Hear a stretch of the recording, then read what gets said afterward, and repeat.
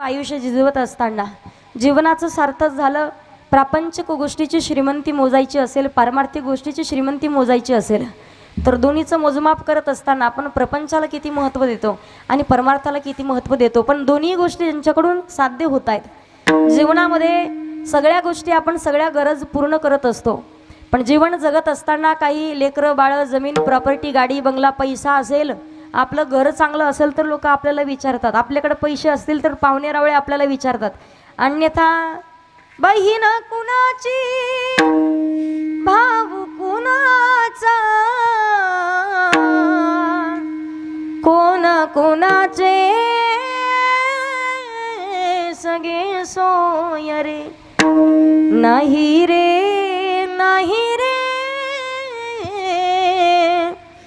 नाही कुणाचे कोणी। एकत्रित सर्वजण उपस्थित आहेत। आबा पाहतोय आज घराचं वास्तुशांतीच्या निमित्तानं, गृहप्रवेशाच्या निमित्तानं तथा सत्यनारायण सोहळा महापूजा पवित्र अशा कार्यक्रमासाठी तुम्हा सर्वांच्या दर्शनाचा योग आहे। आदरणीय हरिभक्त परायण या परिसरामध्ये पंचकृषीमध्ये भरपूर वेळा येण्याचा योग आला, पाळोदीमध्ये देखील आले, सगळ्यात पहिले सावळीमध्ये देखील आले, पण आपल्या गावामध्ये ज्यांचे मावस भाऊ आहेत, सावळीचे आदरणीय हरिभक्त परायण विठ्ठलदादा काळे आहेत, त्याचबरोबर नामदेवदादा काळे आहेत, परिवाराचे धन्यवाद व्यक्त करते। त्यांचे मावस भाऊ आहेत आदरणीय आमचे भारतदादा, त्याचबरोबर आदरणीय भारतदादा मारुतराव पांढरकर आणि त्याचबरोबर गजाननदादा मारुतराव पांढरकर या दोन्ही भावंडांसाठी आणि पांढरकर परिवारासाठी सर्वांनी एकदा जोरात टाळी वाजवायची।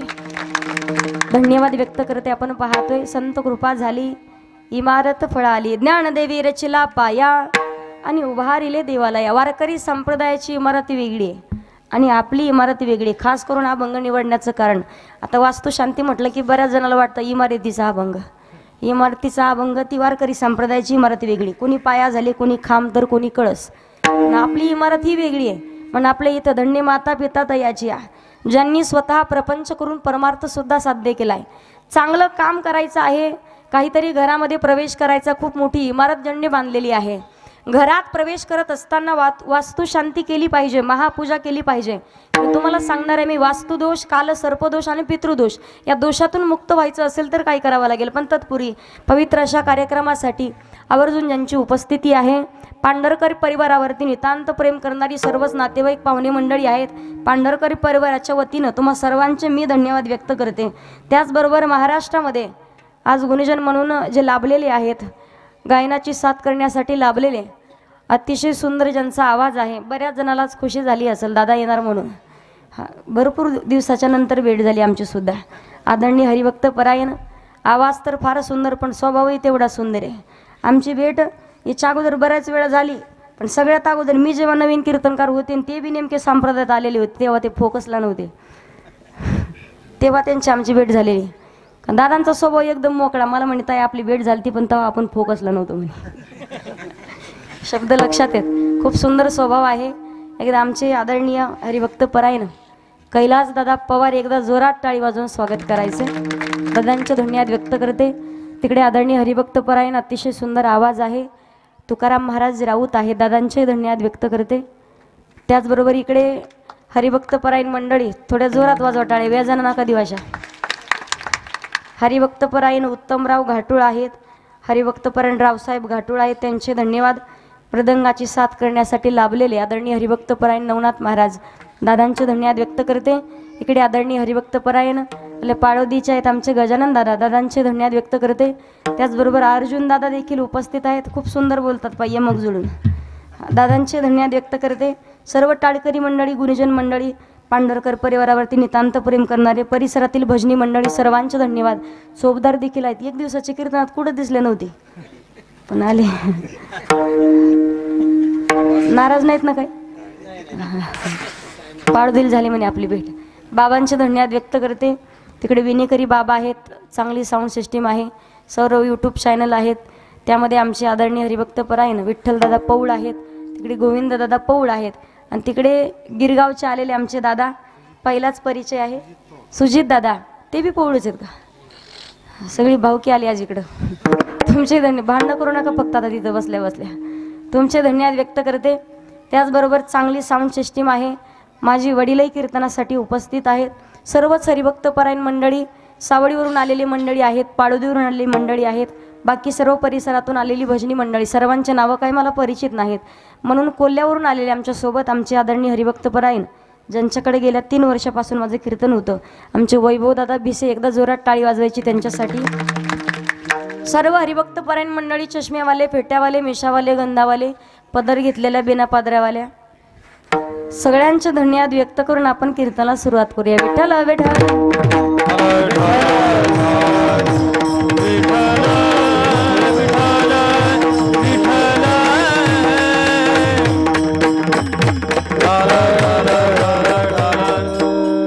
ऐका, अभंग जगद्गुरु तुकोबारायांचा आहे. अभंगाचा विस्तार तुम्हाला सांगणारच आहे मी, पण अगोदर ज्यावेळेला आपण एखादा सुंदर अशी इमारत बांधतो, गृहप्रवेश करायचा असेल, वास्तुशांती करायची असेल, वास्तुशांती का करावी लागते? ज्या घरामध्ये आपण ती जागा, ती व्यवस्थित आपल्याला काही माहिती नसते पूर्वजांची नेमकी काय आहे, त्याचबरोबर आपण त्याला साहित्य आणतो.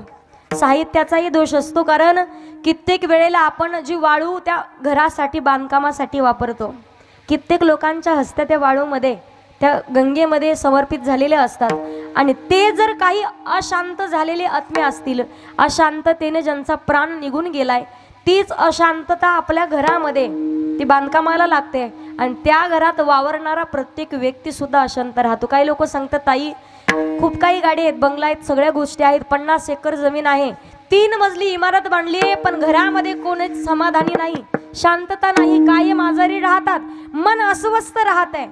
त्या गोष्टीसाठी लक्षात घ्यायचं प्रत्येकानं, काहीतरी वास्तुदोष आहे घरामध्ये, काहीतरी आपल्याकडून चुकीची घटना घडलेली आहे. मग वास्तुदोषातून, काल सर्पदोषातून आणि पितृदोषातून मुक्त व्हायचं असेल तर पूर्वजांना शांत करावं लागतं. पितृदोषातून मुक्त व्हायचं असेल तर आपण पित्तरपाठ घालतो.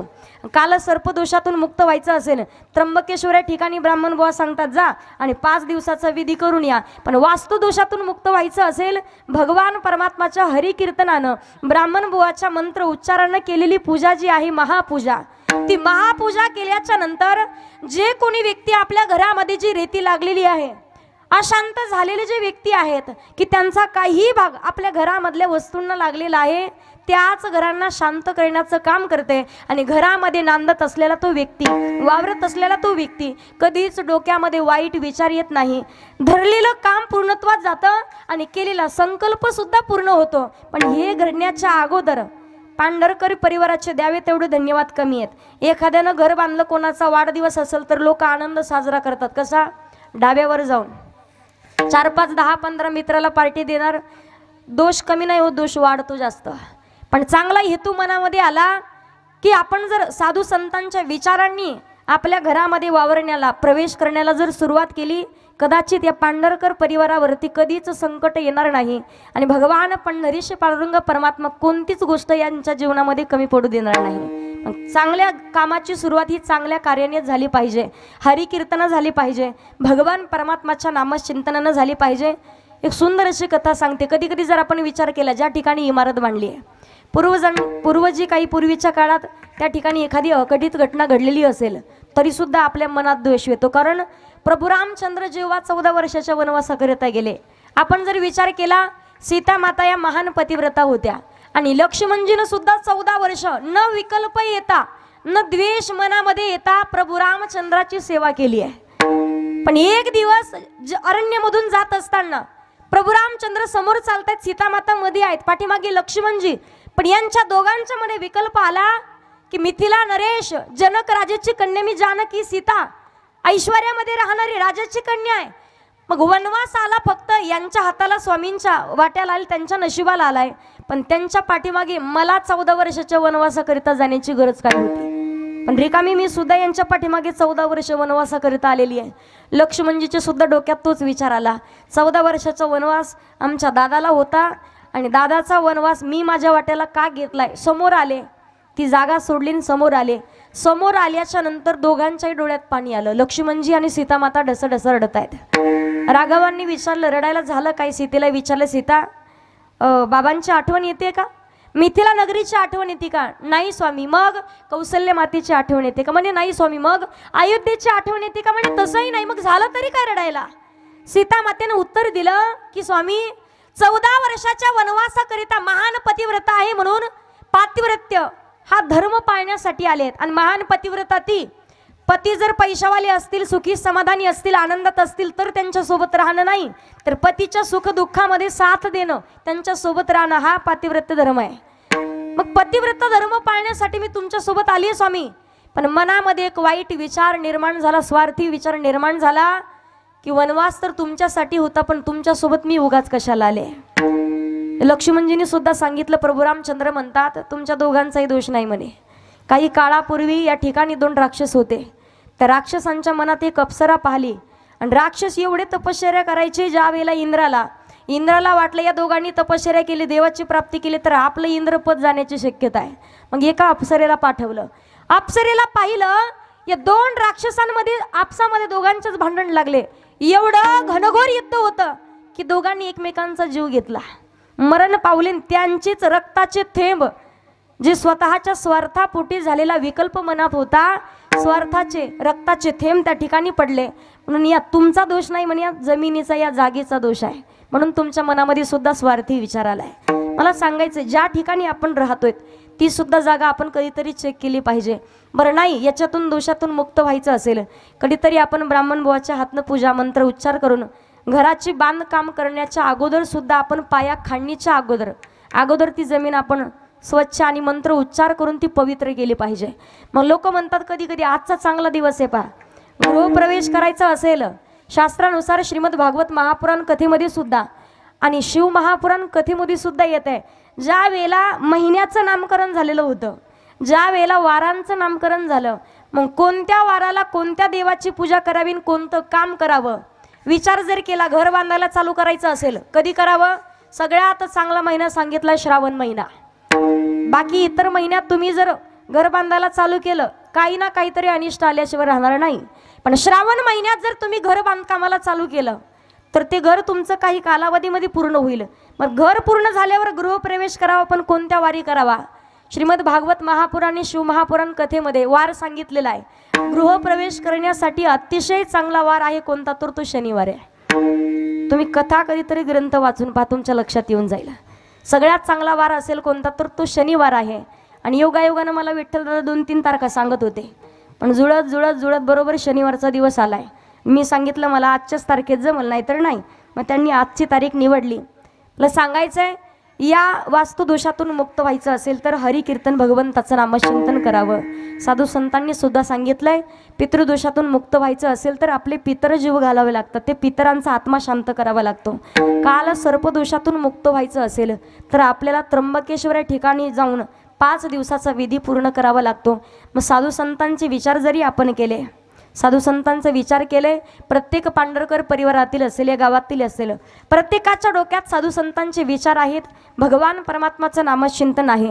आपल्या कार्याची सुरुवात चांगली व्हावी, आपला प्रपंच सफल व्हावा, सार्थकी लागावा, यासाठी सुंदर असं केलेलं कीर्तनाचं आयोजन. आणि त्यामध्ये आपण अभंगाचा विस्तार पाहू. विठ्ठल विठ्ठल अभंगाचा विस्तार पाहायचं ठरवलं तर अभंग जगद्गुरु तुकोबा यांचा. प्रत्येक साधू संतांचा विचार केला तर साधू संतांचा अधिकार वेगळा आहे. आणि महाराष्ट्राच्या मातीला म्हणतात पवित्र ते कुळा पावन तो देश, पवित्र ते कुळा पावन तो देश, पवित्र ते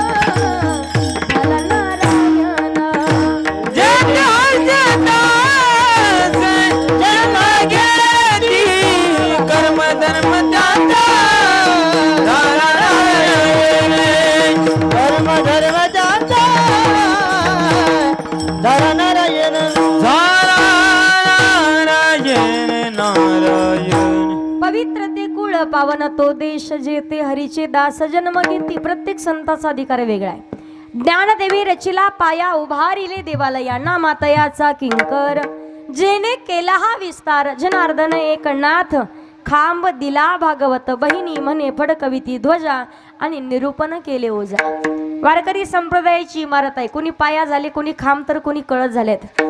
वारकरी संप्रदायात विचार केला, प्रत्येक साधू संतांचा अधिकार पाहिला तर साधू संतांनी भगवान परमात्माला समर्पण केलेलं आहे. जगाच्या मालकाची प्राप्ती करून घ्यायची असेल तर भगवंताला समर्पण करावं लागतंय. सगळ्यांना डोक्यात कधी कधी विचार येत असेल, ताई ज्यांच्याकडे गाडी बंगला श्रीमंती पैसा सगळ्या गोष्टी आहेत, देव फक्त त्यांच्या घरी येतो, हे डोक्यातून काढून टाकायचं. भगवान परमात्मा ज्या वेळेला पांडवांसाठी शिष्टाई करण्यासाठी दुर्योधनाकडे गेले होते. दुर्योधना, अरे 5 पांडवांना कमीत कमी 5 गावं तरी दे. दुर्योधनानं सांगितलं, देवा सुईच्या टोकावर बसेल एवढी सुद्धा जमीन भेटणार. अपमान केला, निघाले. कृपाचार्य द्रोणाचार्य विनंती करतात, देवा आलेच आहात तर भोजन करून जा. भगवान परमात्मा सांगतात, ज्या ठिकाणी माझ्या भक्ताचा अपमान होतोय त्या ठिकाणी अन्न काय पाणी सुद्धा ग्रहण करू शकत नाही, म्हणून निघाले. विदुरा घरच्या भक्षोनी कन्या परमानंदी झाला. मनमोहन मुरलीवाला मनमोहन मुरलीवाला नंदाचा बेला मनमोहन मुरलीवाला नंदाचा बेला मनमोहन मुरलीवाला मनमोहन मुरलीवाला मनमोहन मुरलीवाला मनमोहन मुरलीवाला नंदाचा बेला मनमोहन मुरलीवाला. भगवान परमात्मा निघाले. विदुर काकाच्या कन्या खाल्ल्यात. अंतःकरणात फक्त भाव शुद्ध पाहिजे. शुद्ध ज्याचा भाव झाला आणि दुरी नाही देव त्याला किंवा थोर प्रेमाचा भुकेला हाची दुष्काळ तयाला अंत काही न लगे भावाची कारण काही न लगे भावाची कारण तुका मनिया विठोबाची तुका मनिया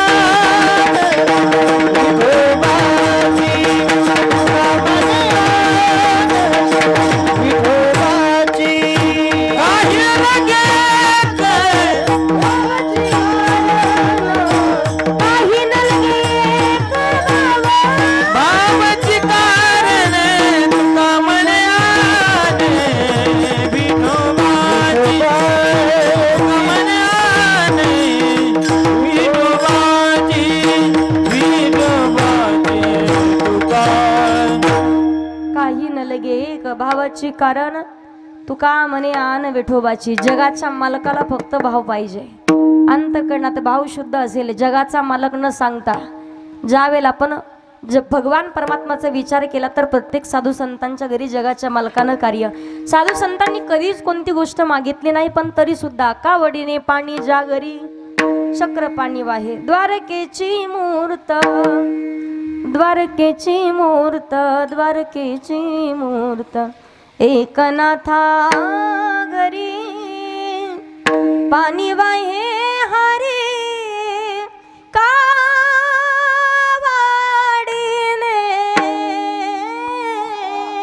श्रीखंड्या चंदन श्रीखंड्या चंदन श्रीखंड्या चंदन उगाळोनी करी.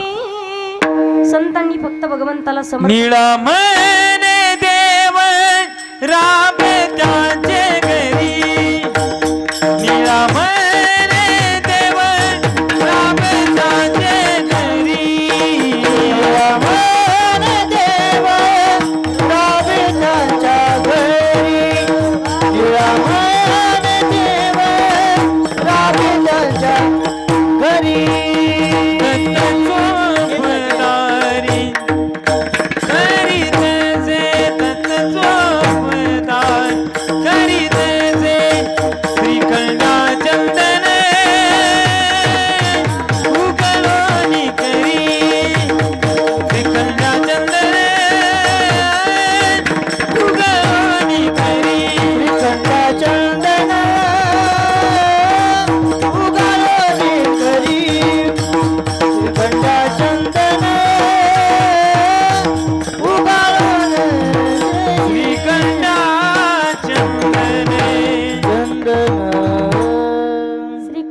चंदन उगाळोनी करी वस्त्र गंगा तिरी दूत सो भगवान परमात्मा चित्ती नाही आस त्याचा पांडुरंग दास. भगवान परमात्मा साधू संतांच्या घरी कार्य करतोय. विचार जर आपण केला, अधिकार पाहिला, जगद्गुरु तुकोबारायांचा अधिकार माझी मज झाली अनावर वाचा आणि छन्न या नामाचा घेतलासे. अधिकार संपन्न तुकोबाराय. किती अधिकार आहे तर तुका राम आणि नाम घेता कापे. मग काही साधक मंडळी विचारतात, महाराज तुम्ही म्हणता आपण आपलं हित जागलं पाहिजे.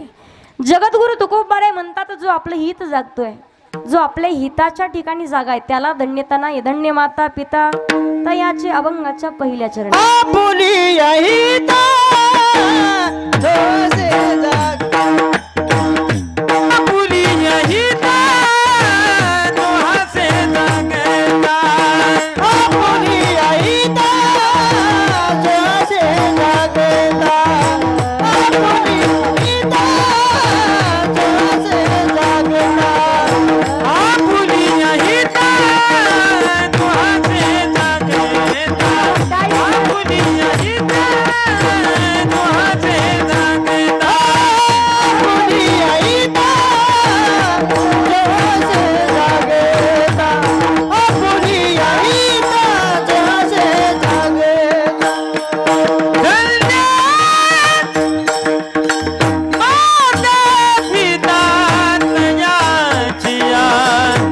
धन्य माता पिता धन्य माता पिता दयाचिया पुरी कन्या पुत्र होती जे सात्विक पुरी कन्या पुत्र होती जे सात्विक माता पिता धन्य माता पिता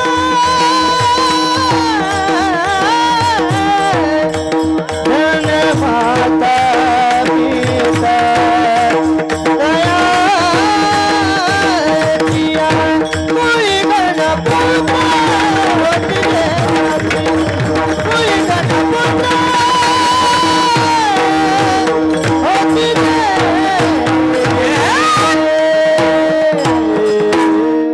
जोरात टाळी वाजवा. वा. अभंगाच्या पहिल्या चरणामध्ये जगद्गुरु तुकोबाराय सांगतात, आपुलिया हिता जो असे जागता धन्य माता पिता तयाची जो आपलं हित जागतोय त्याला धन्यता नाही तर त्याच्या आई वडिलांना तर धन्यता दिली आहे. मग हिताच्या ठिकाणी आपण जर पाहिलं, लहान लेकरापासून म्हाताऱ्या माणसापर्यंत प्रत्येकाला आपलं हित कळतं. आता कोणाचं हित येत, कोणाचं हित गाडीत आहे, कोणाचं बंगल्यात, कोणाचं जमिनीत, कोणाचं शेतीत, कोणाचं लेकरा बाळात, कोणाचं हित कुठं असेल सांगता येत. पण संत सांगतात, हित ते करावे देवाचे चिंतन करून या मन शुद्ध भावे. मन शुद्ध करून भगवान परमात्माचं नामचिंतन करा. हिताच्या ठिकाणी नक्कीच जागेत. लेकरात हित असावं, माणसाचं गाडीत हित असावं, प्रपंचात हित असावं. पण संसार करावा असोनी संसारी जीवे विगू करी वेदशास्त्र उभारी. संसार करत असताना संसारी असावे असोनी नसावे, भजन करावे वेळोवेळा. योग्य वेळेत सावधून भगवान परमात्माचं नामचिंतन करायचंय.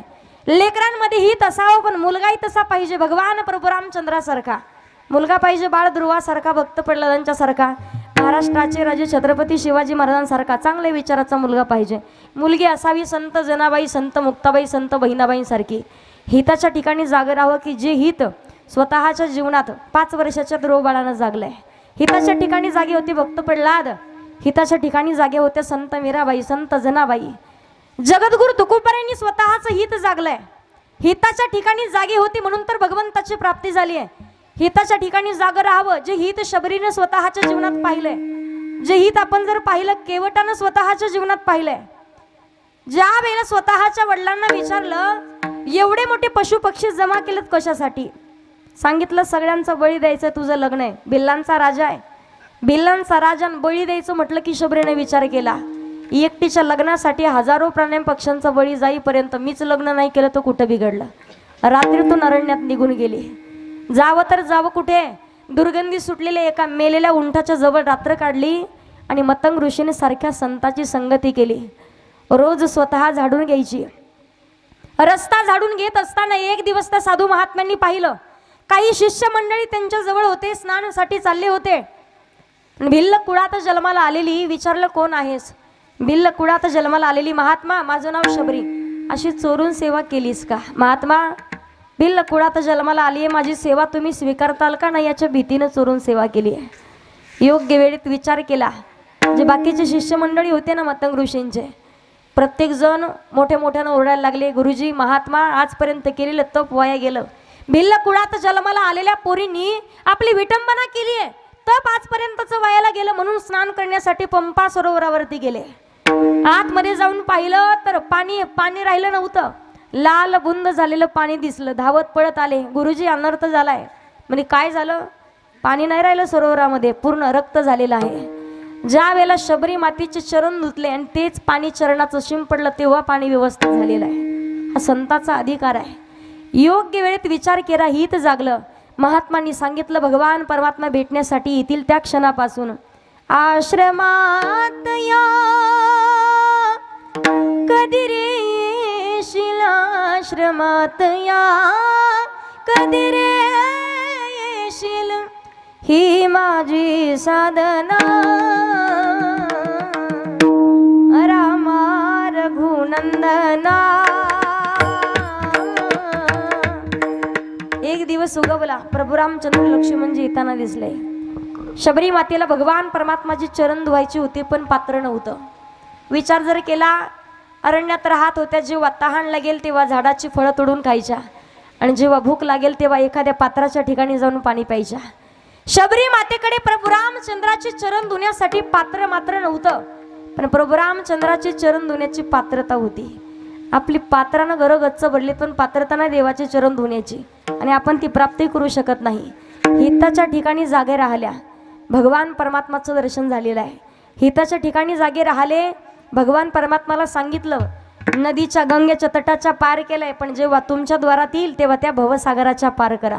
हिताच्या ठिकाणी जागे राहायचंय, जे हित साधू संतांनी स्वतः पाहिलंय. हिताच्या ठिकाणी जागे राहिली, नामचिंतन केलंय. आपण पाहिलं महाराष्ट्राचे राजे छत्रपती शिवाजी महाराज, त्यांचे मावळे सुद्धा हिताच्या ठिकाणी जागे होते. राजांना म्हणायचे, राज द्या की एकदा संधी. कशाची? मरायची संधी मागायची. हिताच्या ठिकाणी जागे होते, त्यांच्यासाठी धन्य माता पिता तयाची. आणि त्याच्या पुढे विचार केला, हिताच्या ठिकाणी जागे राहिली म्हणून धन्य त्याची माता, धन्य त्याचा पिता, धन्य त्याची माता, धन्य त्याचा पिता, धन्य त्याची माता, धन्य त्याचा पिता, धन्य त्याची माता, धन्य त्याचा पिता.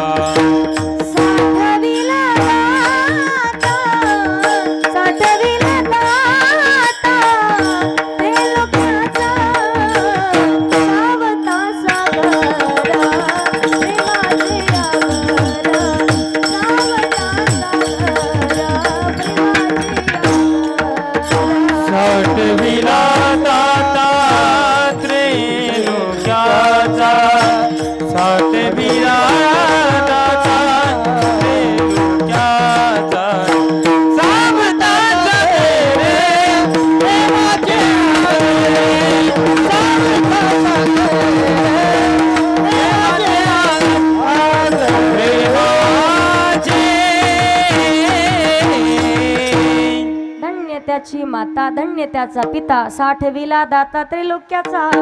हृदयात भगवंताला साठवले संत सावत महाराजांनी, तर त्यांच्या आई वडिलांना धन्यता आहे. आता फक्त आई वडीलच नाही, नामामने त्यांचा जन्म सफल झाला आणि वंश उद्धरीला माळियाचा, त्या कुळाला सुद्धा धन्यता दिली. आणि हिताच्या ठिकाणी जागे राहिली म्हणून, भगवंताला हृदयात साठवले म्हणून. आपणही आपलं हित जागलं तर नक्कीच आई वडिलांना धन्यता दिली जाते. पण ती अगोदर जगद्गुरु तुकोबाराय अभंगाच्या दुसऱ्या चरणात, पुढी कन्या पुत्र होती जे सात्विक, पुढी कन्या पुत्र होती जे सात्विक, पुढी कन्या पुत्र होती जे सात्विक, पुढी कन्या पुत्र होती जे सात्विक, पुढी कन्या पुत्र होती जे सात्विक, पुढी कन्या पुत्र होती जे सात्विक,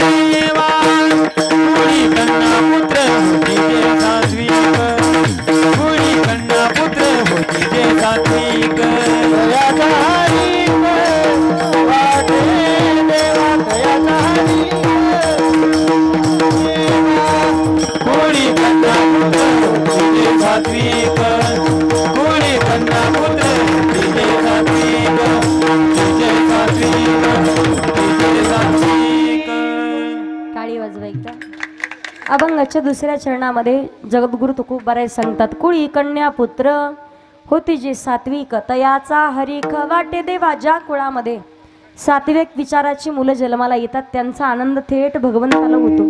पण तसे लेकरं जन्माला येणं गरजेचं आहे. बरेच जण देवाला नवस करतात, देवा एखादा तरी मुलगा होऊ दे, वाढावे संतान, गृही व्हावे धनधान्य. पण चांगले विचाराचे येतात का जन्माला? बऱ्याच जणाला वाटतं आमच्या एखाद्या पोरानं गायक कीर्तनकार वादक व्हावं, वाटतं की नाही? मागतातही देवाला. 3 वर्ष जातं गायन करणार हो असं वाटतं प्रत्येकाला. 3 वर्ष जातं शिकायला, फक्त धोतरी शिकून येतं. भानगड तशी नशिबात नसल, देवाच्या मनात नसेल, चांगले विचार मनात नसतील तर अजिबात लेकरू घडत नाही. चांगल्या विचाराची मुलं जन्माला येण्यासाठी संत सांगतात, सुशिलो मातृपुण्येन पितृपुण्येन चतुरता, उदारो वंश पुण्येन आत्मपुण्येन सौभाग्यता. मुलगा चतुर, हुशार आणि स्वतः भाग्यवान निवडण्यासाठी त्याच्या कुळाचं, आईवडिलांचं, पूर्वजांचं पुण्य शिल्लक असावं लागतं. त्याशिवाय चांगल्या विचाराचा मुलगा जन्माला येणं शक्य नाही. कारण कधी कधी आपण म्हणतो, ताई याच्या कुळामध्ये कुणी उष्ट्या हातानं सुद्धा कावळा आणला, त्यांच्या पोटी कसं चांगल्या विचाराचा मुलगा जन्माला येणार आहे? कधीच चांगल्या कर्मात, चांगल्या कार्यात दान धर्म केला नाही. समजून घ्यावं, यांच्या कुळामध्ये कोणीच कधी दान धर्म केला नाही.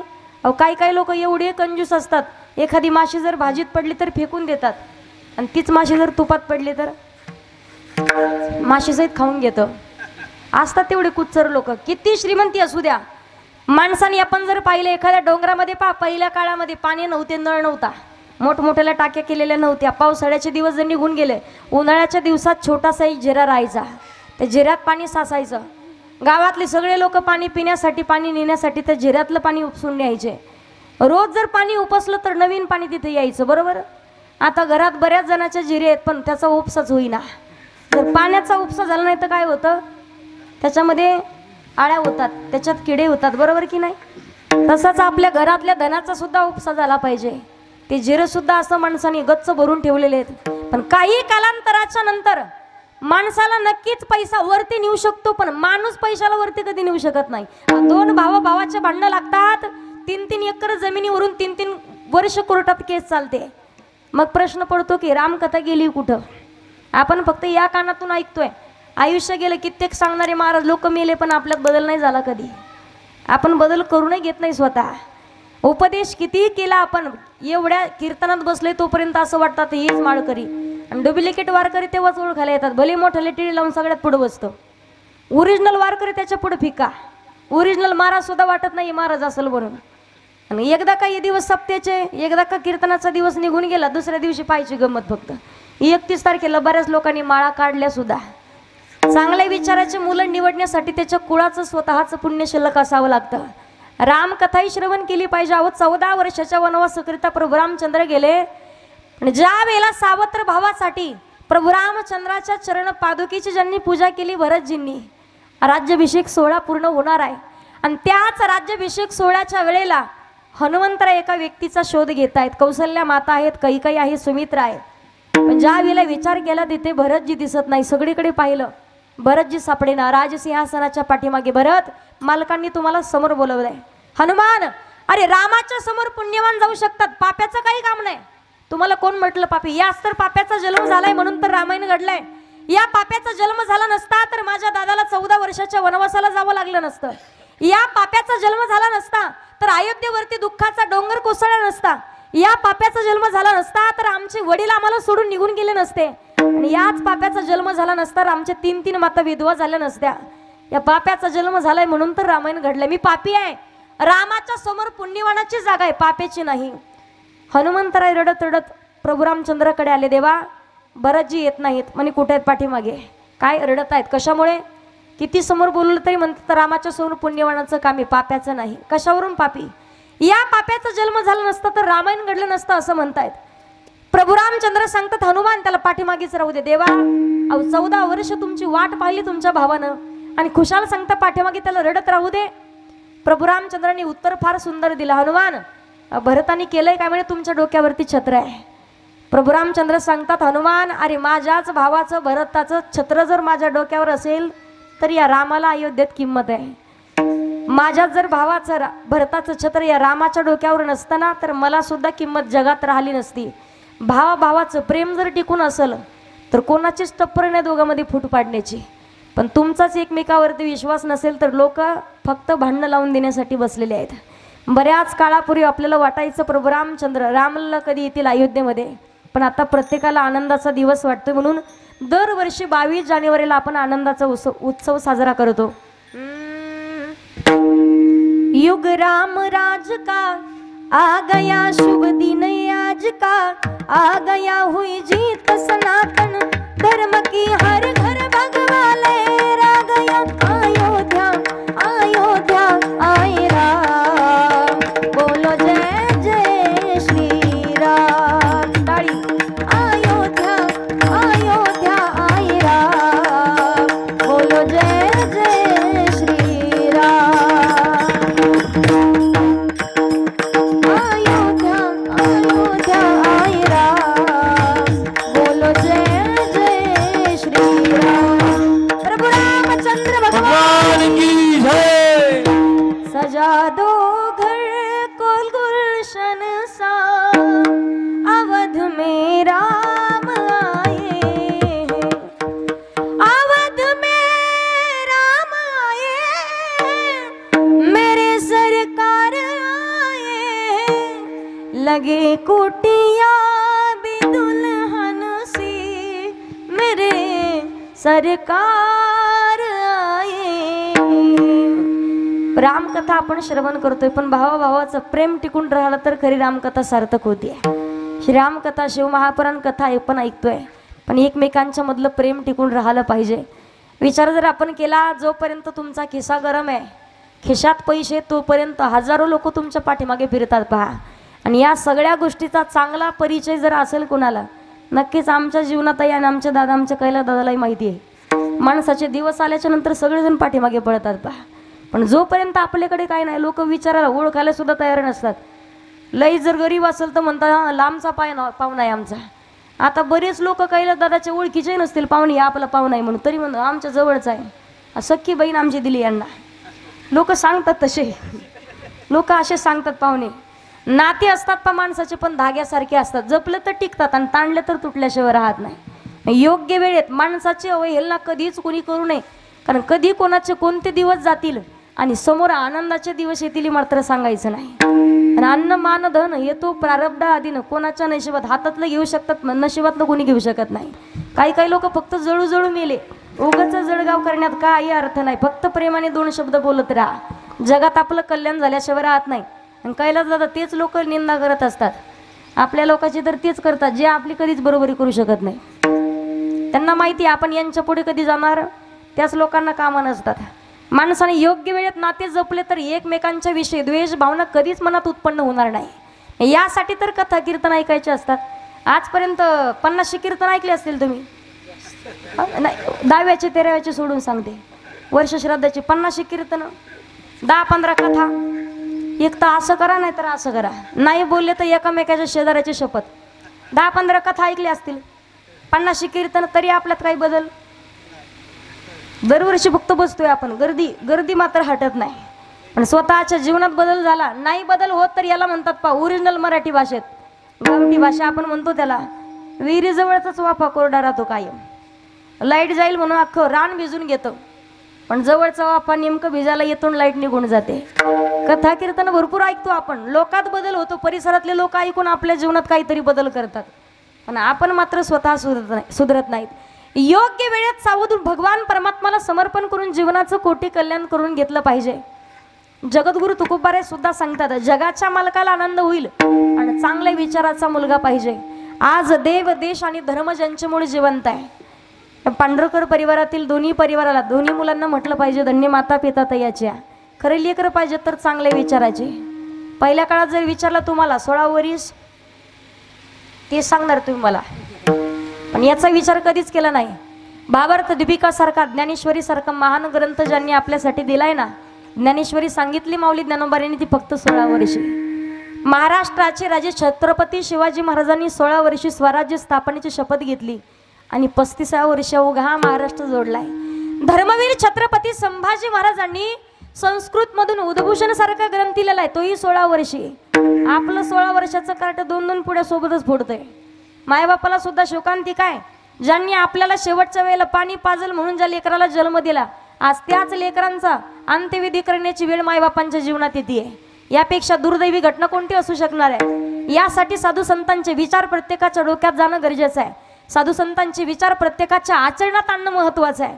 चांगले संस्कार असतील तर लेकरं नक्कीच चांगले घडतील. आज आपल्या दारात तुळस, मंदिरावर कळस, महिलांच्या कपाळावरती कुंकू, पुरुषांच्या कपाळावरती बुक्का, महिलांच्या नाकात नथ आणि पुरुषांच्या ओठावर मिशी कुणामुळे जिवंत आहे? ती केवळ महाराष्ट्राचे राजे छत्रपती शिवाजी महाराजांमुळे जिवंत आहे. हे विसरून नाही चालणार आपल्याला. त्या राजांसाठी म्हटलं जातं पहा, अगदी 2-3 दिवसावरती आलेली आहे. ही यवनाचा काळा शहाजीचा बाळा, काळाचा काळा शहाजीचा बाळा, शिवनेरीवर जन्मला हो, शिवनेरीवर जन्मला. शुभन तोरण बंगल तोरण्याला, शुभन तोरण बंगल तोरण्याला, शुभन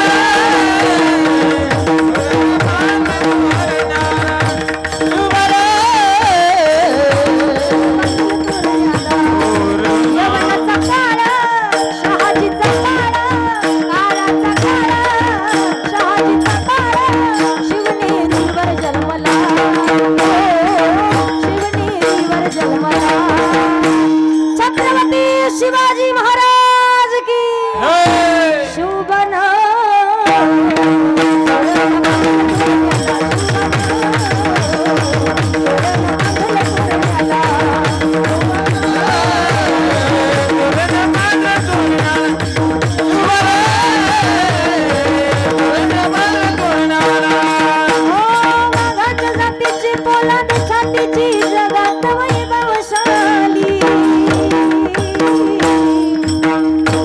माझ्या राजाची जयंती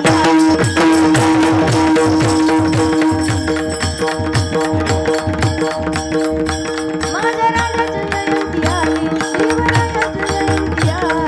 राजाची जयंती आली, शिवरायाची जयंती आली, शिवरायाची जयंती आली, माझ्या राजाची जयंती आली. सगळ्यांनी हात वरती घ्यायचे. पुरुष मंडळ, महिला मंडळ, हात घ्या वरती घ्या, हात वरती घ्या, हात. आवाज येतोय ना? छत्रपती शिवाजी महाराज की जय, धर्मवीर संभाजी महाराज की जय.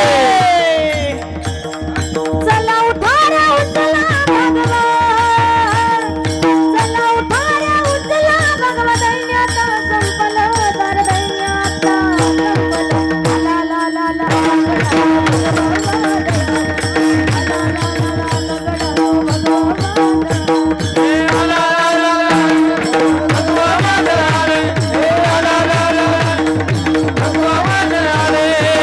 छत्रपती शिवाजी महाराज की धर्मवीर संभाजी महाराज की जय. दादा, हो दादा, ही सगळे बोलायला लागले तर माझा आवाज निघना. आधीच आवाज बारीक आहे थोडा, आवाज बी थोडासा. विठ्ठल विठ्ठल विठ्ठल, विठाला विठाला विठाला विठाला विठाला. मुलगा असावा चांगले विचाराचा, मुलगी असावी चांगले विचारी. पुत्र देई ऐसा गुण ना ज्याचा तेही लोकी झेंडा, किंवा कन्या तरी ऐसी देई जैसी मीरा मुक्ताबाई. जगद्गुरु तुकोबाराय सांगतात, कुळी कन्या पुत्र होती जे सात्विक तयाचा हरीख. ज्या कुळामध्ये जन्माला आल्याच्या नंतर अखंड भगवान परमात्माचं नामचिंतन केल्याची फलप्राप्ती जर करून घ्यायची असेल तर जगद्गुरु तुकोबाराय सांगतात अभंगाच्या 3ऱ्या चरणात, गीता भागवत करीती श्रवण,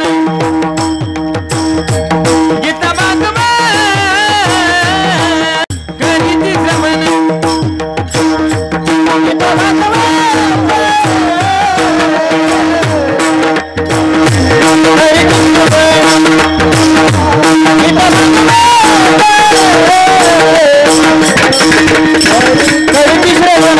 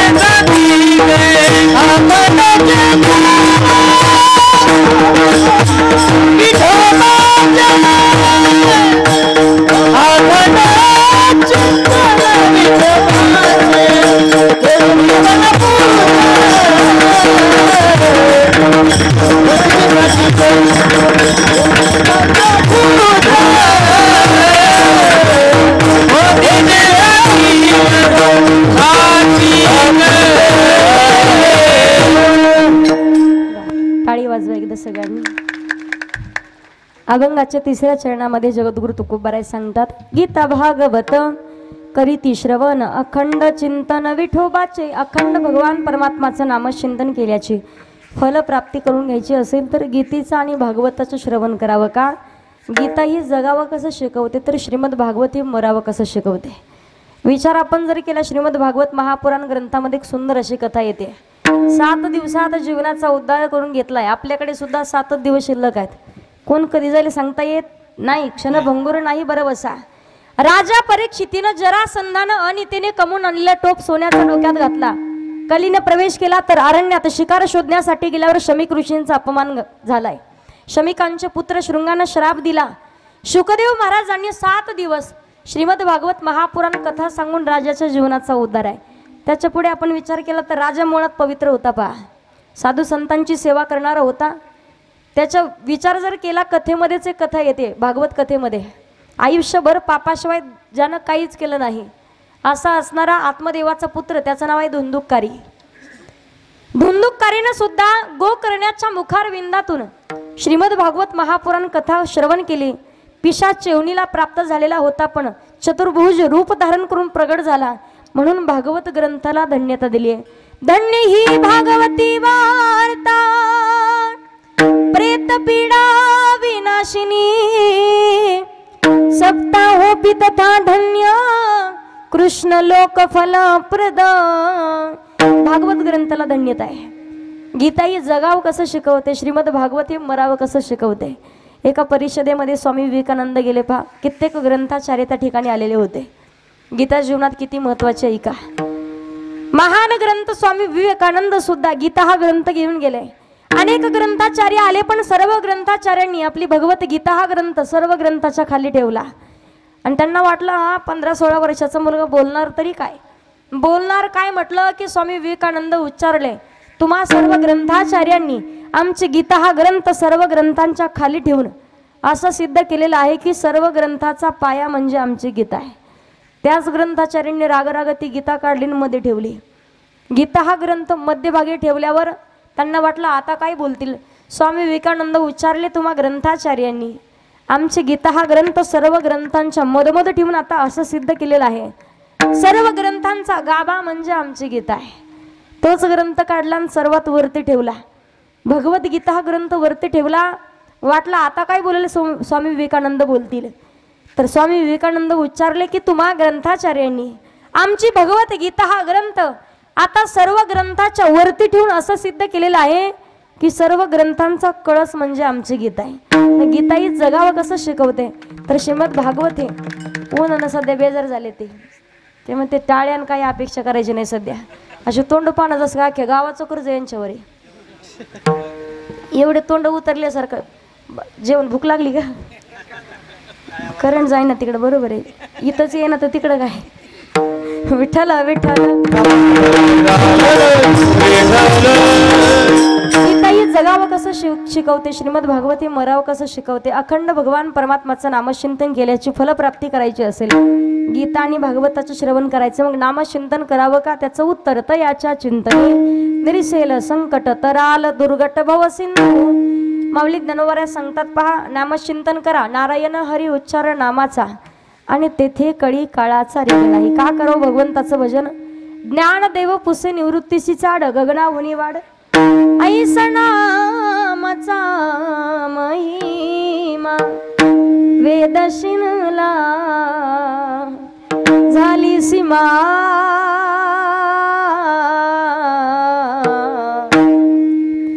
घेता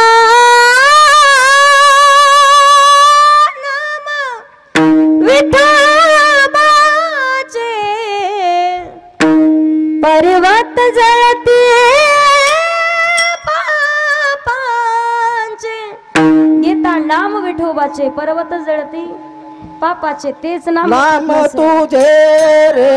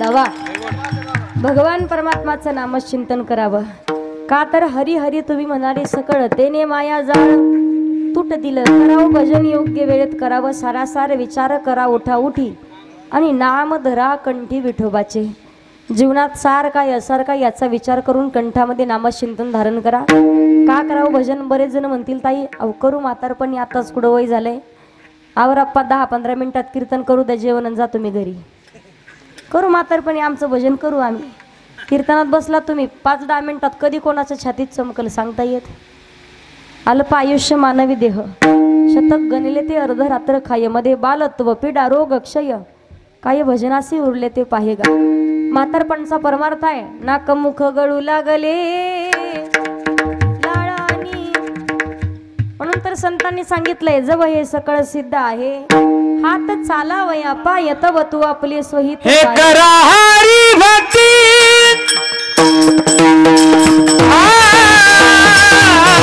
करा हरी भक्ती परे लोकी येईल कामा थोडे मिले यमा दुनिया थोडे मिले यमा दुनिया सोनिया थोडे मिले यमा दुनिया नामचिंतन करा काळ देहाला खाण्यासाठी टपलेला आहे काळ देहासी आला खाऊ पण तरी सुद्धा या काळातून मुक्त व्हायचं असेल जन्म मरणाच्या फेऱ्यातून मुक्त व्हायचं असेल तर योग्य वेळेत नामचिंतन करा योग्य वेळेत का करावं तर रामाचं भजन तोपर्यंतच आहे जोपर्यंत आत्माराम आहे ज्या दिवशी आत्माराम निघून जाईल राम नाम सत्य म्हणून संत तुलसीदासजी म्हणतात बिनु सत्संग विवेका न होई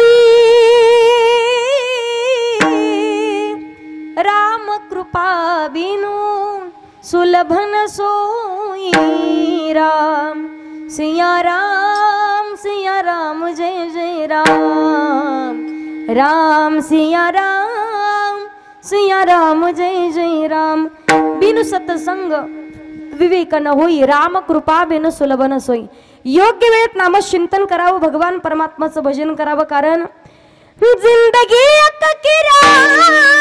एक घर है एक न एक दिन बदलना पड़ेगा मौत जब तुझे को आवाज देगी घर से बाहर निकलना पड़ेगा क्या भरोसा है इस जिंदगी का साथ देती नहीं वो किसी का क्या भरोसा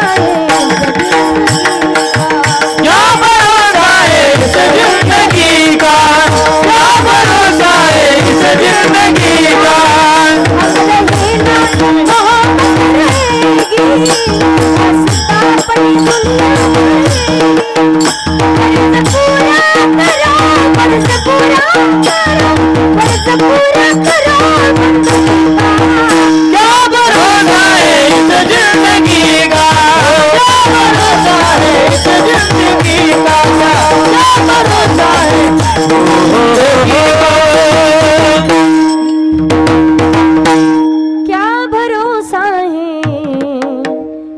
जिंदगी का योग्य वेळेत सावधून भगवान परमात्माचं नामचिंतन करावं कारण नाशिवंत देह जाणार सकळ आयुष्य खातो काळ सावधान किंवा शरीराची होय माती शरीराची होय माती शरीराची होय माती कोणी न येई सांगाती योग्य वेळेत सावधून भगवान परमात्माचं नामचिंतन करावं जीवनाचा उद्धार करून घ्यावा की जो विचार साधू संतांनी केलाय पण वाटत असेल काही लोकांना आमच्याकडे हात नाही कोणाला वाटतं पाय नाही योग्य वेळेत भजन नाही केलं देवानं डोळे भरून या पाहीन तुझी मुख हिची माझं सुख देई देवा कान भरून ऐकीन तुझी कीर्ती ह्याची म्हणजे विश्रांती देई देवा पण योग्य अवयवाचा योग्य वापर आपण करत नाही भगवान परमात्मानं बऱ्याच लोकांना वाटतं आपल्याला हात नाही देवानं काय एवढी दीन वाईट भावना आपल्यावरती आणली असेल कोणाला वाटतं पाय नाही पण केले कर्म झाले त्याची भोगा आली न उपजले मेली ऐसे किती एकनाथ महाराजांनी एकदा पांडुरंगाला जा विचारला होता देवा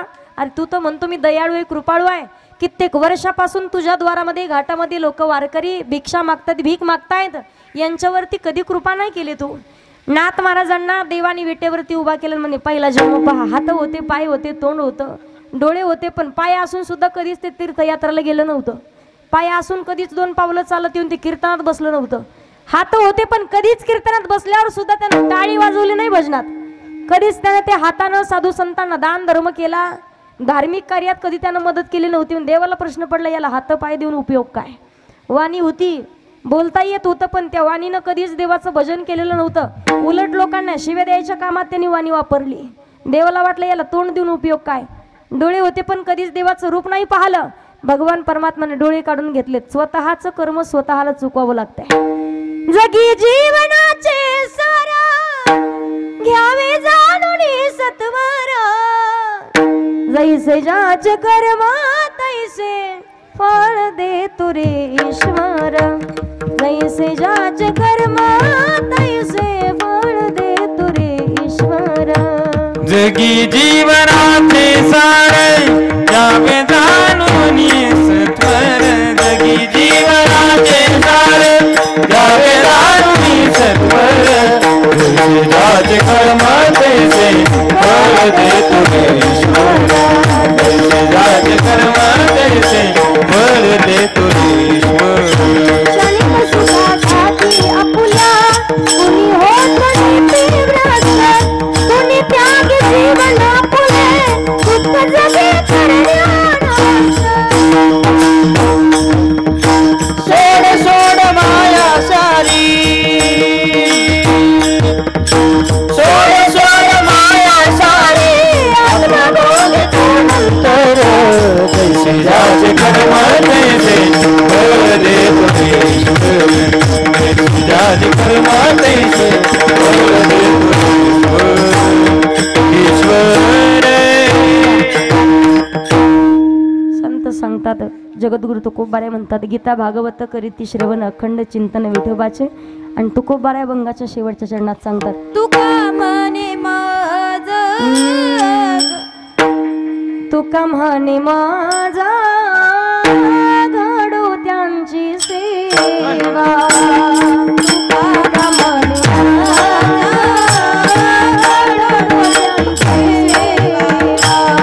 तुका म्हणे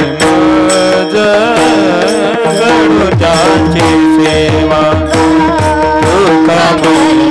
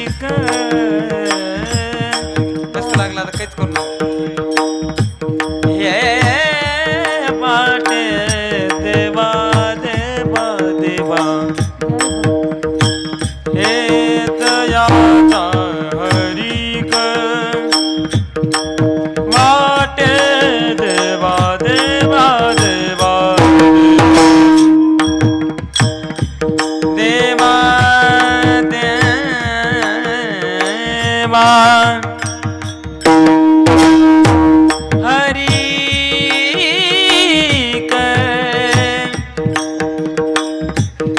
हे माटे देवा हरी